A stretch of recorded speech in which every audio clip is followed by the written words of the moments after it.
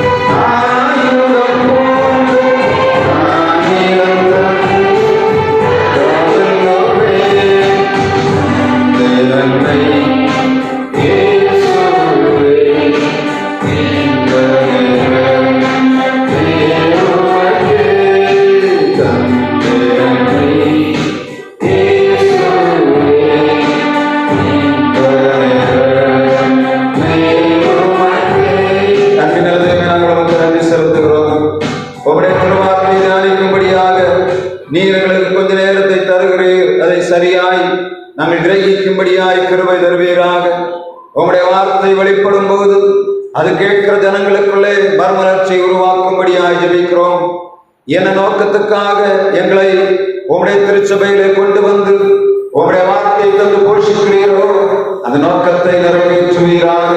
நாங்கள் உங்களுடைய பிள்ளைகள் ஆண்டவரே, ஒவ்வொரு நாளும் நீர் எங்களுக்கு புதிதான வார்த்தைகளை தருகிறீர். புல்லுள்ள இடங்களில் எங்களை மேய்க்கிறீர் ஆண்டவரே. இந்த மேய்ச்சலுக்கு அபாத்திரராய் கிடக்கிற இந்த நாத்திசைகள் காணப்படுகிற ஜனங்களை கர்த்தர் கொண்டு சேர்க்கும்படியாய் ஜெபிக்கிறோம். உங்களுடைய மகிமையுள்ள வெளிச்சம் உங்களுடைய திருச்சபையிலிருந்து வார்த்தை மூலமாக வெளிப்படுவதாக கேட்கிற உள்ளங்களுக்குள்ளே எதிர்பார்ப்புகளை நிறைவேற்றுவருடைய வார்த்தை புறப்பட்டு போகும்படியாய் ஜெபிக்கிறோம் ஆண்டவரே. தேசத்துக்கு நன்மை செய்யும்படியாக, தேசத்திலே வார்த்தை திணிக்கும்படியாக சித்தமுள்ளவராய் இருக்கிறேன். கர்த்தர் பேசுவீராக. நாங்கள் கேட்கட்டும் ஆண்டவரே. எங்கள் இருதயங்களுக்குள்ளே உங்களுடைய வார்த்தையை சரியாய் எழுதும்படியாய் ஜெபிக்கிறோம். உங்களுடைய திருக்கரங்களை நாடு ஒப்புக் கொடுக்கிறோம். இறைவன் இயேசு கிறிஸ்து நாமத்தில் ஜெபிக்கிறோம். எங்கள் ஜீவனுள்ள நல்ல பிதாவே, ஆமென். நம்முடைய பிதாவாகிய தேவனாலும் குமாரனாய் இயேசு கிறிஸ்துவனாலும் பரிசுத்த ஆவியினாலும் உங்களுக்கு கிருபையும் சமாதானமும் இந்த தவக்காலத்தின் கடைசி வியாழக்கிழமையில் உருவாவதாக.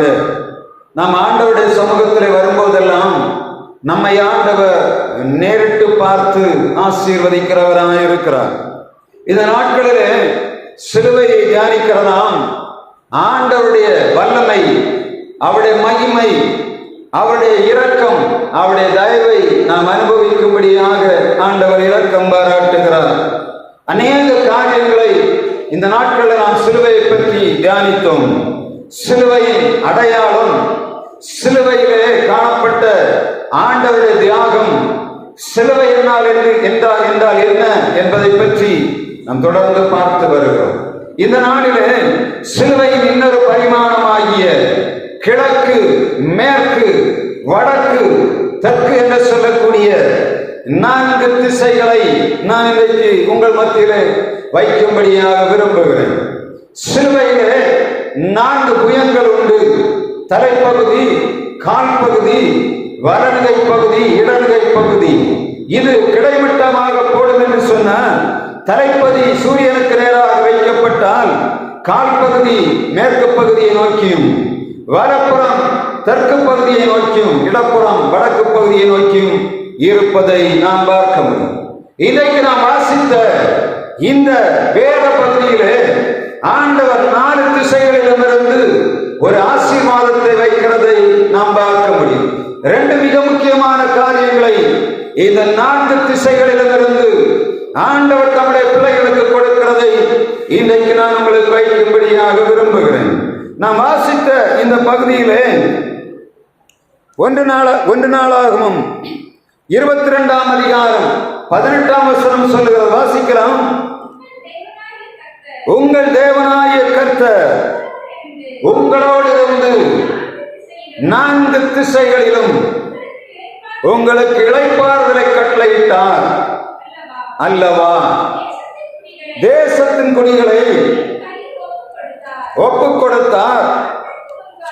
கர்த்தருக்கு முன்பாகவும் அவருடைய ஜனத்துக்கு முன்பாகவும் தேசம் கீழ்ப்பட்டிருக்கிறது. ஆண்டவர் மிக முக்கியமாக இங்கே 4 விதமான காரியங்களை செய்கிறார். முதலாவது 4 திசைகளிலும் இளைப்பாறுதலை தந்தார். தேசத்தின் குடிகளை உங்களுக்கு ஒப்புக் கொடுத்தார். கர்த்தருக்கு முன்பாகவும் அவருடைய ஜனத்துக்கு முன்பாகவும் தேசம் கீழ்ப்பட்டிருக்கிறது. எதற்காக? 19ஆம் அதிகாரம் கடைசியை நாம் வாசிக்கும் போது அதற்குரிய காரணத்தை ஆண்டவர் சொல்லுகிறார். 19ஆம் வசனம் 1 நாளாகமம் 22ஆம் அதிகாரம் 19ஆம் வசனத்திலே கடைசியை வாசிப்போம்.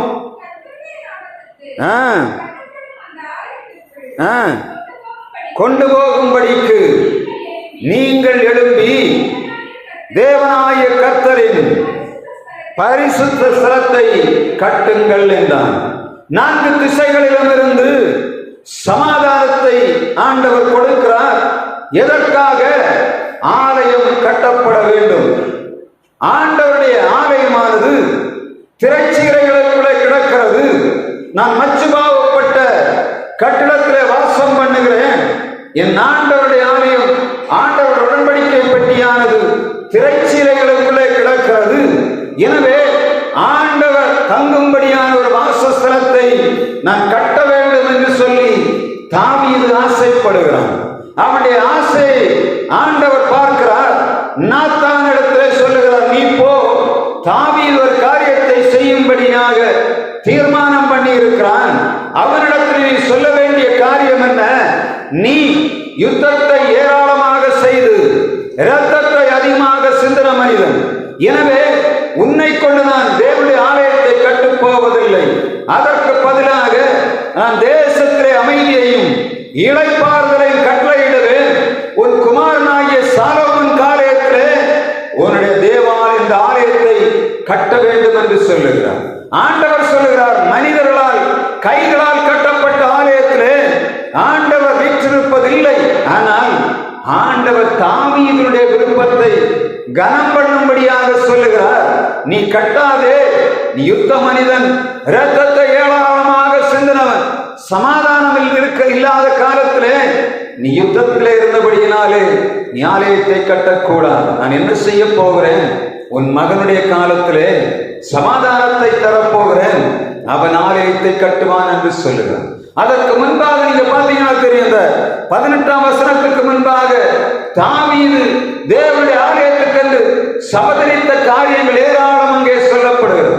1,00,000 தாலந்து தங்கத்தை அவன் தேவனுடைய ஆலயத்துக்கு கட்டுமான பணிக்கு சேமிக்கிறான். ஒரு தாலந்துனா எவ்வளவு தெரியுமா? 34 கிலோ. 1,00,000 தாலந்துன்னா 34 லட்சம் கிலோ.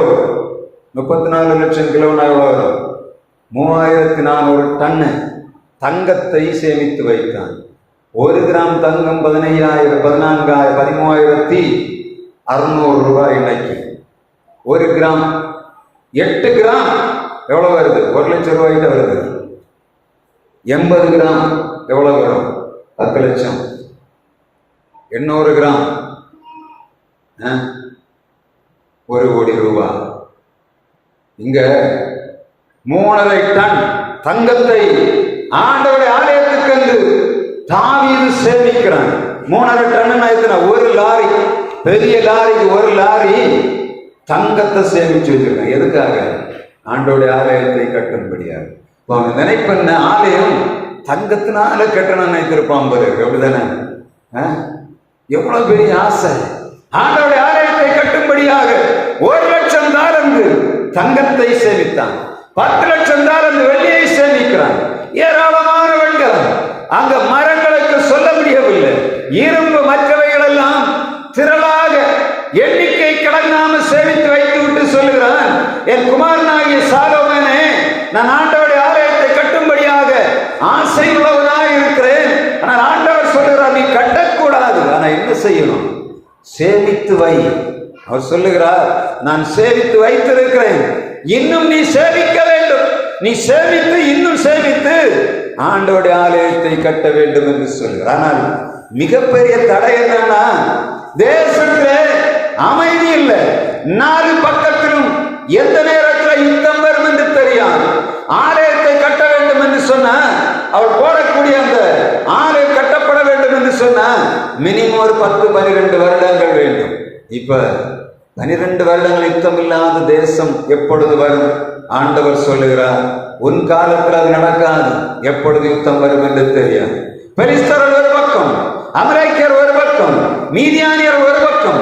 எங்க திரும்பினாலும் கானானின் குடிகளினாலே தாவீதுக்கு எப்பொழுதுமே நெருக்குதல் இருந்தது. வெளி உலகத்துல மாத்திரம் இல்லை, யாரு சொந்த குடும்பத்துல சொந்த மகனினாலேயே குழப்பம். அப்படிதானே? பெற்ற மகனே தகப்பனை கொலை செய்யும்படியாக திரட்டுகிறான். அப்ப ஆண்டவர் சொல்லுகிறார், நீ ஆலயத்துக்கு அஸ்திபாரம் போட்டு விட்டா உன் மகனே உனக்கு எதிராக எப்ப நீ கட்டுவ? ஆண்டவர் சொல்லுகிறார், நீ கட்டக்கூடாது, உன்னுடைய குமாரனுடைய காலத்திலே அதை கட்டுவேன் என்று சொல்லுகிறார். ஆண்டவருடைய பிள்ளைகளுக்கு ஆண்டவர் இளைப்பாறுதலின் காலத்தை எதிர் கொடுக்கிறார் தெரியுமா? அநேகருக்கு தெரிவதில்லை. ஆண்டவர் இளைப்பாறுதலின் காலத்தை கொடுக்கும் போது அவர்கள் ஆண்டவருடைய சமூகத்திலே வந்து அவருடைய வாழ்வை கட்டியெழுப்ப வேண்டும். அவருடைய வாழ்விலே காணப்படுகிற எல்லா காரியங்களையும் குறைகளை ஆண்டவரிடத்திலே சொல்ல வேண்டும். எப்படி? அவருடைய சமூகத்திலே இளைப்பாறுதலின் நேரத்தில் தான் சொல்லணும். ஒரு ஆள் கேட்கிறது, எனக்கு இந்த இடத்துக்கு போனோம், எனக்காக ஜெபிங்க. நான் சொன்னேன், அந்த நாட்டுக்கு நீ போனீன்னா உன் வீட்டுக்கு பக்கத்துல குண்டு விழுந்தா நான் தான் ஜெபிக்கணும் அப்படின்னு. அது அடுத்த வார்த்தை சொல்லுது, நான் இருக்கிற இடத்துல குண்டு விழுந்தாலும் பரவாயில்லை. எப்படி இருக்கு? சமாதானம் எங்க இருக்கு? ஆண்டவருடைய சமூகத்துல இருக்கு. ஆண்டவருடைய சமூகத்திலே வந்து சமாதானமாக நம்முடைய இருதயங்களை ஆண்டவருக்கு நேராக ஒப்புக் கொடுத்து நம்முடைய தனிமனித வாழ்வு கட்டப்பட வேண்டும். போராட்டம் நிறைந்த வாழ்வு, சிந்தனைகள் எல்லாம் குழம்பி போய் கிடக்கிறது. எதிர்காலம் என்ன என்று தெரியாதபடி நம்பிக்கையற்றவர்களாய் கிடக்கிற நேரத்திலே ஆண்டவர் கொடுக்கிற இளைப்பாறுதலை திருச்சபை அனுபவிக்க வேண்டும் என்று சொல்லி ஆண்டவர் விரும்புகிறார். தனி மனிதனுடைய வாழ்விலும் அப்படித்தான். ஒரு காலத்தில் சாப்பாட்டுக்கு வழி இல்லாதபடி இந்த நாட்களிலே ஆண்டவர் செழிப்பை தந்து காலையில் எழும்பா சாப்பிடக்கூடிய எல்லா வழிவகைகளையும் உருவாக்கி தந்து வீடுகளிலே சுகமாய் தங்க பண்ணுகிறார். ஆனா என்ன நடக்குது? கஷ்ட காலத்திலே ஆண்டவரை தேடின ஜனங்கள் இஷ்ட காலத்திலே வீடுகளிலே இஷ்டம் போல உட்கார்ந்து இருக்கிறார். ஒரு சின்ன ஒரு கூட்டம் ஒரு இடத்துல நடத்தினா தடுக்கல திரளான ஜனங்கள் கூடியிருந்தார். அப்படிதானே? பகல ஃபுல்லா சூடடிக்கிறது, வைக்கல் போடுறது, அங்க என்னெல்லாம் உண்டு எல்லாம் அடிச்சு முடிச்சுட்டு டயர்டா இருந்தாலும் சாயங்காலம் சத்தம் கேட்டோம், இயேசு அழைக்கிறார். கோபப்பட்டா எல்லாம் இயேசு அழைப்பு கேட்டு தடுக்கல உட்கார்ந்தா தூங்கும். என்ன தோணுச்சு? ஆண்டவர்களுக்கு எங்கள் வாழ்விலே இளைப்பாறுதலை தர வேண்டும். ஒவ்வொரு நாளும் போராடுகிறோம்.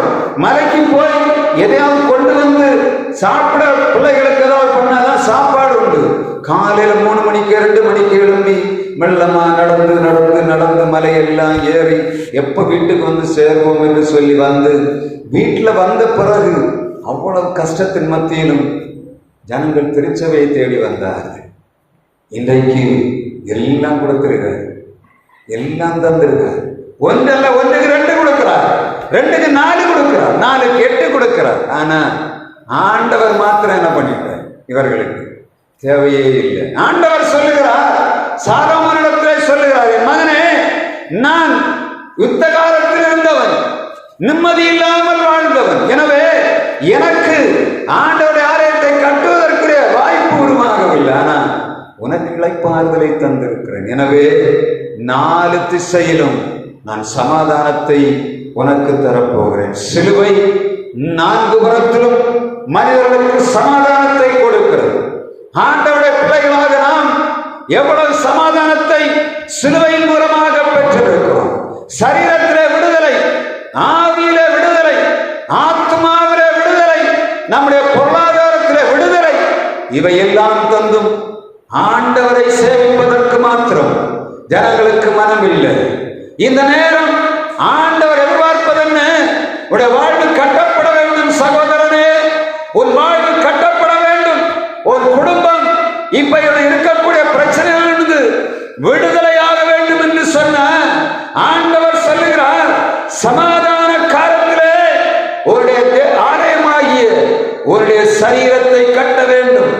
கர்த்தருடைய வார்த்தை 2 கொரிந்தியர் 6ஆம் அதிகாரத்திலே சொல்லுகிறது, நீங்களே அந்த ஆலயம், நீங்களே அந்த ஆலயம்.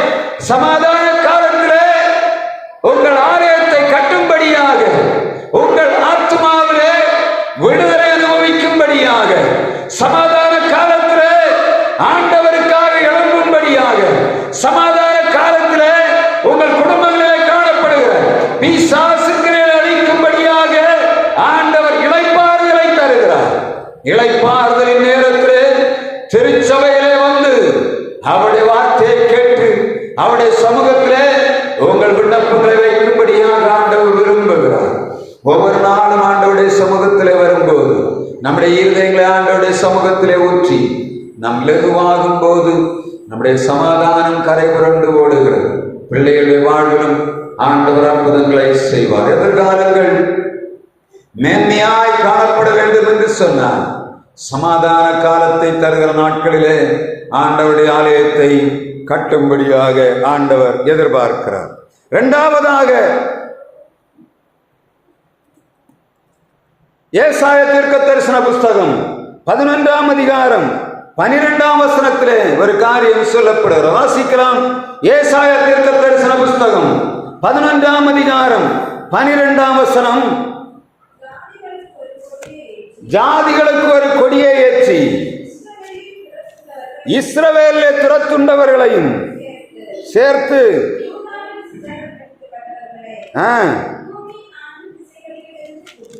பூமியின் 4 திசைகளிலிருந்து கூட்டுவார். வசனம் சொல்லுகிறது, இங்கே ஒரு 4 திசை சொல்லப்படுகிறது. என்ன திசை? 4 திசையிலும் சிதறடிக்கப்பட்டு கிடக்கிற இஸ்ரவேல் ஜனங்களை ஆண்டவர் கூட்டி சேர்ப்பதாக வேதம் சொல்லுகிறது. சமுத்திர தீவுகளிலும் ஜனத்தில் மீதியானவர்களும் மீட்டுக்கொள்ள திரும்ப 2ஆம் விசை ஆண்டவர் இறங்குவார் என்று வேதம் சொல்லு. ஏசாய தீர்க்கதரிசியை கொண்டு ஆண்டவர் இஸ்ரவேல் ஜனங்களுக்கு இந்த வார்த்தையை கொடுக்கும் போது, இஸ்ரவேல் தேசமானது அசீரிய பேரரசின் அடிமைத்தனத்துக்குள்ளே சிக்கி தாவீதின் சந்ததியானது அடிமைத்தனத்துக்குள்ளே போனது. பாபிலோன் அடிமைத்தனத்துக்குள்ளே போனபடியினாலே வரலாற்று சூழலே இந்த ஏசாயா 11ஆம் அதிகாரம் ஆரம்பிப்பதென்ன? ஈசா என்னும் அடிமரத்திலிருந்து ஒரு துளிர் தோன்றி முளைக்கும் என்று கர்த்தருடைய வார்த்தை சொல்லுகிறது. 4 முறைகளும் 4 திசையிலிருந்தும் ஜனங்களை கூட்டி சேர்க்கும்படியாக ஈசா என்னும் அடிமரத்திலிருந்து ஒரு துளிர் தோன்றி அதன் கிளை எழும்பி செழிக்கும் என்று சொல்லப்படுகிறது. ஈசா யார்? தாவீதின் தகப்பன். ஏசாயா 11ஆம் அதிகாரம் 1ஆம் வசனம் சொல்லுகிறது, ஈசா என்னும் அடிமரத்திலிருந்து ஒரு துளிர் தோன்றி அதன் வேர்களிலிருந்து ஒரு கிளை எழும்பி செழிக்கும். ஈசா என்னும் அடிமரத்திலிருந்து ஒரு வேர் முளைத்து அது செழிக்கும் என்று கர்த்தருடைய வார்த்தை சொல்லுகிறது. ஈசாய் என்று சொல்லக்கூடிய மனிதன் யார்? போவாசின் மகனாக ரூத்திடத்திலே பிறந்த இந்த ஈசாய் அவனுடைய அடிமரத்திலிருந்து ஒரு துளிராய தாவீது முளைத்து, தாவீதின் வேரிலே யார் பிறந்தார்? இயேசு பிறந்தார். எதற்காக பிறந்தார்? துரத்துண்டு 4 பகுதியிலும் கிடக்கிற ஜனங்களை தமிழத்திலே சேர்த்துக் கொள்ளும்படியாக ஆண்டவர் ஈசா என்னும் அடிமரத்திலிருந்து இயேசுவை எழும்ப பண்ணினார். அந்த 11ஆம் அதிகாரம் கடைசி வசனத்து சொல்லுகிறது, அது எதற்காக ஆண்டவர் ஜனங்களை கூட்டி சேர்க்கிறார் என்பது வாசிப்போம். 11ஆம் அதிகாரம் கடைசி வசனம், இஸ்ரவேலர் எகிப்து தேசத்திலிருந்து அவர்களுக்கு இட்டது போல அசீரியாவிலே அவருடைய ஜனத்தில் மீதியானவர்களுக்கு ஒரு பெரும்பாதை உண்டாயிருக்கும். இஸ்ரவேலர் எகிப்து தேசத்தில் புறப்பட்ட நாளில் அவர்களுக்கு இருந்தது போல அசீரியாவிலே அவருடைய ஜனத்தில் மீதியாயிருப்பவர்களுக்கு ஒரு பெரும்பாதை உண்டாக்கப்பட்டிருக்கும். இது என்ன பாதை? யோவான் 14ஆம் அதிகாரம் 6ஆம் வசனம் சொல்லுகிறது, நானே வழியும் சத்தியமும் ஜீவனுமாயிருக்கிறேன், என்னாலே இல்லாமல் ஒருவனும் பிதாவினிடத்தில் வரான். அங்கே பிலிப்பு, பேதுரு இவர்கள், தோமா இவர்கள் உட்கார்ந்திருக்கிற இடத்துல, நீர் போகிற வழியை நாங்கள் அறியோமே, பாதை என்ன என்று கேட்கிறார்கள். ஈசா என்னும் அடிமரத்தில் துளிர்த்த இயேசுவானவர் அவர்தான் சொன்னார், நானே அந்த வழி. எதற்காக? ஒரு பெரும்பாதை உருவாக்கும்படியாக. அசீரியாவிலே மீண்டிருக்கிறவர்கள் எகிப்தின் பாவத்தின் அடிமைத்தனம் மீட்டெடுக்கப்பட்டு அசீரியாவில் வைக்கப்பட்டிருக்கிற ஜனங்களுக்கு வழி நடந்து போகும்படியான ஒரு பெரும்பாதையை உருவாக்கும்படியாக ஈசா என்னும் ஆடிமரத்திலிருந்து ஒரு துளிர் தோன்றி முளைத்து அதன் வேரானது செழிக்கும். வேர் தோன்றி முளைத்து அது செழிக்கும் என்று வேதம் சொல்லுது. ஈசா என்னும் அடிமரமாய் இயேசுவிடத்திலிருந்து ஒரு கிளை தோன்றி இன்றைக்கு பறந்து விரிந்திருக்கிறது. இதற்காக பயில்காட்டு ஜனங்களை அழைக்கிறார். பெரும்பாதை ஒன்று ஆயத்தமாக இருக்கிறது. அசீரியாவிலே உட்கார்ந்திருக்கிற ஜனங்களுக்கு புறப்பட்டு போகும்படியான பாதை ஆண்டவராகிய இயேசு கிறிஸ்துவுடைய சிலுவையின் மூலமாக உருவாக்கப்பட்டது. எதற்காக? 4 எப்படி 4 புறத்திலும் கட்டுண்டு கிடக்கிற ஜனங்களை தன்னண்டையிலே சேர்த்துக் கொள்ளும்படியாக, சிதறடிக்கப்பட்டவர்களை ஒன்று சேர்க்கும்படியாக சிலுவை அவர்களுக்கு நேராக நீட்டப்பட்டிருக்கிறது. கிழக்கிலும் மேற்கிலும் வடக்கிலும் தெற்கிலும் இருந்து யாராயிருந்தாலும் ஆண்டவருடைய சத்தத்தை கேட்டுக்கொண்டிருக்கிற அன்பு சகோதரனே, உனக்கு கொடுக்கப்பட்ட அழைப்பு இதுதான். ஆண்டவராகிய இயேசு கிறிஸ்து சொல்லுகிறார், நானே வழியும் சத்தியமும் ஜீவனுமாயிருக்கிறேன், என்னாலே இல்லாமல் ஒருவனும் பிதாவினிடத்தில் வர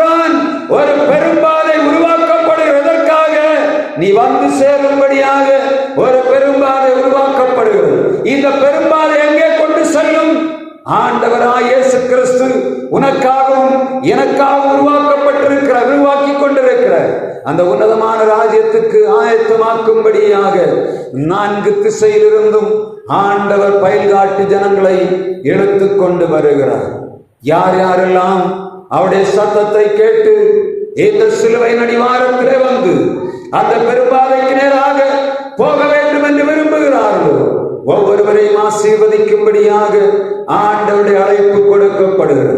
தவக்காலத்திலே ஆண்டவருடைய ஆலயமாகிய உங்கள் சரீரத்தை கட்டும்படியான அழைப்பு கொடுக்கப்படுகிறது. அதை போல அவருடைய பாதையின் வழியாக பரலோக ராஜ்யத்துக்கு போகும்படியாக ஆண்டவர் உருவாக்கி வைத்திருக்கிற பெரும்பாதையிலே நீ வந்து சேரும்படியாக உனக்கு அழைப்பு கொடுக்கப்படும். அன்பு சகோதரனே, 4 திசையிலும் ஆண்டவர் சமாதானத்தை உருவாக்குகிறார்.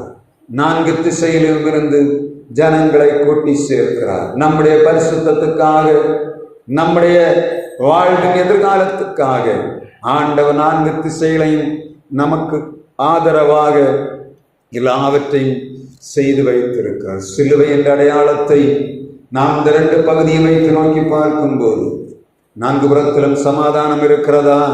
உங்கள் வாழ்வு கட்டப்படும்படியாக ஆண்டவர் நேரத்தை தருகிறார். சரியாக பயன்படுத்தும்படியாக ஆண்டவர் விரும்புகிறார்.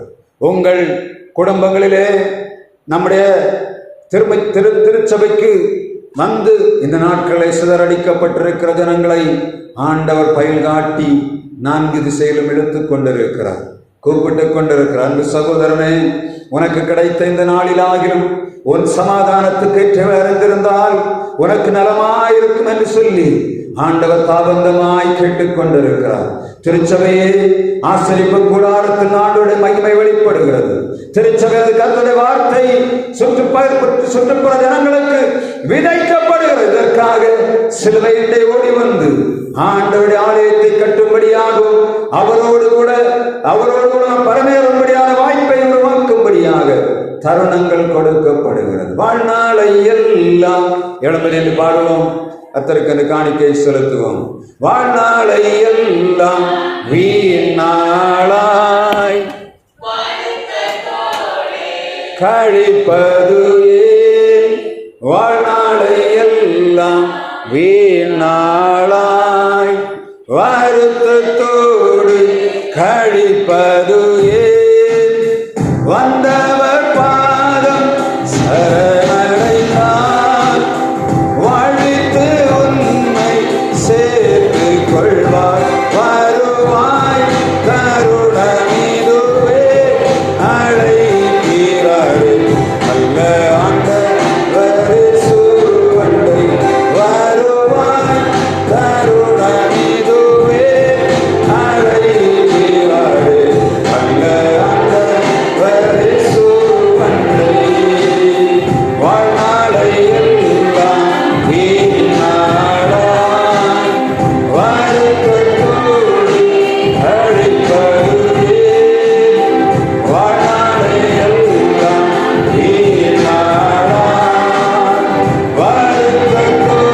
வருத்தத்தோடு அழைப்பது ஏன்? வந்தவர் பாதம் சரணடைந்தார், வாழ்வித்து உன்னை சேர்த்துக் கொள்வார். வருவாய் தருணமிதுவே அழைக்கிறாரே அல்ல ஆண்டவர் சுவண்டை. கட்டின மீண்டும் கண்டிடும் உறவினரும் கட்டின வீடும் நீலந்தொருளும் கண்டிடும் உறவினரும் கூடவிட்டு ஆவி போனார், கூட உன்னோடு வருவர்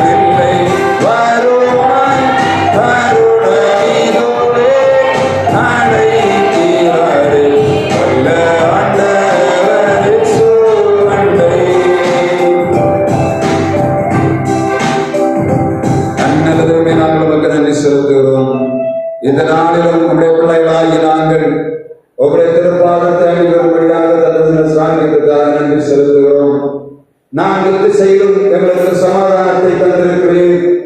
நான்கு திசையிலும் இருந்து உங்களுடைய ஜனங்களை சிறப்பிக்கப்பட்டவர்களை சேர்க்கும்படியாக கூப்பிட்டுக் கொண்டிருக்கிறீர் ஆண்டவரே. உங்களுடைய வார்த்தைக்கு செவி கொடுத்து உங்களுடைய திருச்சபைகளை வந்து தங்கள் குறைகளை சொல்லி ஆண்டவருக்கு விடுதலை பெற்று தங்களுடைய ராஜ்யத்துக்கு அவகாசிகளாய் மாறும்படியாய் கிருபை தருகிறார்கள். நிலையில்லாத உலகத்திலே ஆண்டவரே தொங்கிக் கொண்டிருக்கிற உலகத்திலே வாழ்ந்து கொண்டிருக்கிறோம் ஆண்டவரே. உங்களுடைய ராஜ்யத்தை பற்றி நினைவில்லாதபடி உலகம் தான் எங்களுக்கெல்லாம் என்று சொல்லி நினைத்துக் கொண்டிருக்கிறோம் ஆண்டவரே. எங்கள் குறைகளை மன்னிப்பீராக. உங்களுடைய ஆலயத்திலே வந்து உங்களுடைய ராஜ்யத்திலே நாங்கள் அவகாசிகளாய் மாறும்படியாக கர்த்தர் இரக்கம் பாராட்டும்படியாக ஜெபிக்கிறோம். கர்த்தாவே நேரத்தில் நமக்காக காணிக்கை கொடுத்தவருடைய பிள்ளைகளை கனப்படுத்துவீராக. கையில் பிரயாசத்தை ஆசீர்வதிக்கும்படியாக ஜெபிக்கிறோம். இந்த நேரத்தில் வீடுகளுக்குள்ளே போகிறார்கள் ஐயா. உங்களுடைய பாதுகாப்பும் உங்களுடைய சமாதானம் உங்களுடைய நிறைவான வல்லமை தம்முடைய பிள்ளைகளை ஆளுகை செய்யும்படியாக ஜெபிக்கிறோம். உங்களுடைய பிள்ளைகளுடைய திருச்சபைக்கு வந்திருக்கிறது உங்களுடைய புதுபலனை பெற்றுக் கொள்ளும்படியாக, உங்களுடைய அபிஷேகத்தின் நிறைவை பெற்றுக் கொள்ளும்படியாக, உங்களுடைய குடும்பத்திலே காணப்படுகிற பலகீனங்களை நீக்கி போடும்படியாக கர்த்தருடைய வல்லமை அவருடைய குடும்பங்களை ஆளுகை செய்யும்படியாக ஜெபிக்கிறோம். இரவு நேரங்களிலே பலகீன சரீரங்களுக்குள்ளே பலனை ஊற்றுவீராக. நீதிமான்கள் தங்கள் படுக்கையிலே கம்பீரிப்பார்கள் சொன்ன வார்த்தை பிரகாரம் உங்களுடைய ஜெய கம்பீரம் அது குடும்பங்களிலே வெளிப்படுவதாக. எல்லா சத்துருடைய கட்டுகளும் இயேசுவின் நாமத்திலே குடும்பங்களை கற்றுப் போவதாக. உங்களுடைய ஜீவன் உங்களுடைய வீடுகளுக்குள்ள வெளிப்படும்படியாக ஜெபிக்கிறோம். இரவு நேரத்திலே சங்கார தூதன் ஒரு வீடுகளுக்குள்ளும் வராதபடி அழிக்கப்பட்ட ஆட்டுக்குட்டிய ரத்தத்தை வாசல்களிலும் நிலைக்கால்களிலும் நாங்கள் விசுவாசத்தோடு பூசுகிறோம் ஆண்டவரே. உங்களுடைய ஆளுகைக்குள்ளாய் ஒப்புக் கொடுக்கிறோம். பலன் தருகிறவருடைய கரங்களை தாழ்த்தி ஒப்புக் கொடுக்கிறோம். இந்த நேரங்களிலே எங்கள் பிள்ளைகளுடைய தேவைகளை சந்தி பலமான காரியங்களை தன்னுடைய செய்யும்படியாக ஜெபிக்கிறோம்.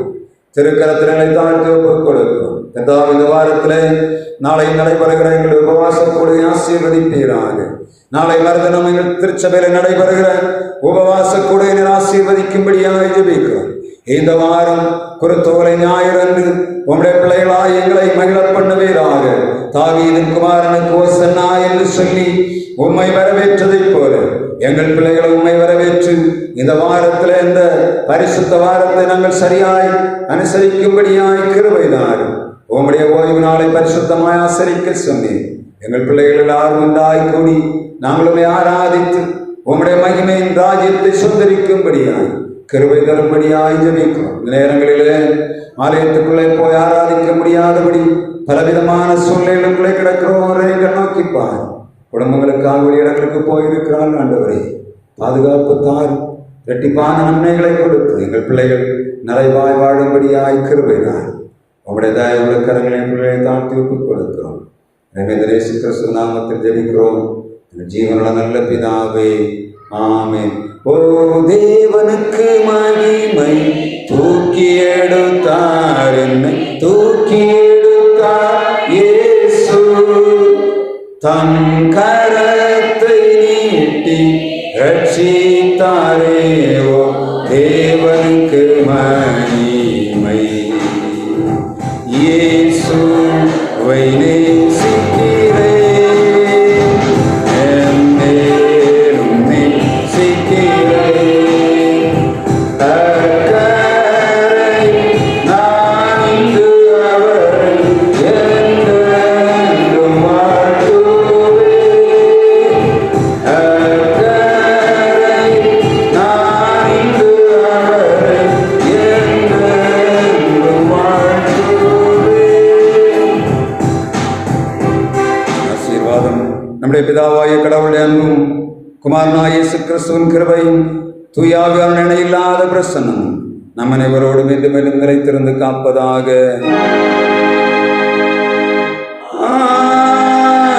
ஆமென். ஆமென்.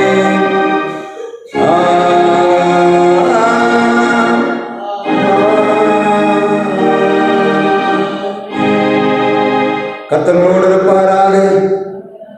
சமாதானத்தோடு சென்று வாருங்கள் கர்த்தருடைய நாமத்தினாலே ஆமென்.